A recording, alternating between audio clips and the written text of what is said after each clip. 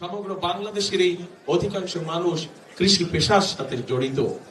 দেশের বৃহৎ একটি জনসংখ্যার বৃহৎ একটি অংশ কৃষি পেশার সাথে জড়িত।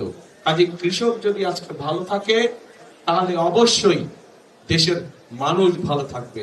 কৃষক যদি আজকে অর্থনৈতিকভাবে শক্তিশালী ভাবে দাঁড়িয়ে থাকতে পারে তাহলে দেশের মানুষও সহজেই কৃষি উৎপাদিত যে পণ্য আছে সেগুলো তারা সহজেই তাদের ব্যবহারের জন্য ব্যবহার করতে পারবে সেগুলো।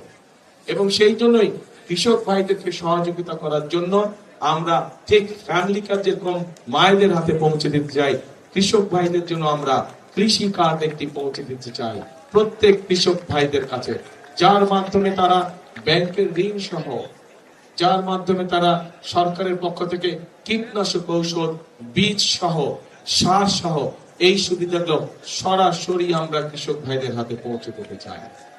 এবং আমরা আরেকটি সিদ্ধান্ত নিয়েছি, আমরা হিসাব নিকাশ করে দেখেছি এবং তারপরে আমরা সিদ্ধান্ত নিয়েছি যে 10,000 টাকা পর্যন্ত যাদের কৃষি ঋণ এই মুহূর্ত পর্যন্ত আছে, ইনশাল্লাহ আগামী 12 তারিখে ধানের শীষ বিজয়ী সরকার গঠন করলে আমরা 10,000 টাকা পর্যন্ত কৃষি ঋণ সুদ সহ মওকুফ করবো ইনশাআল্লাহ।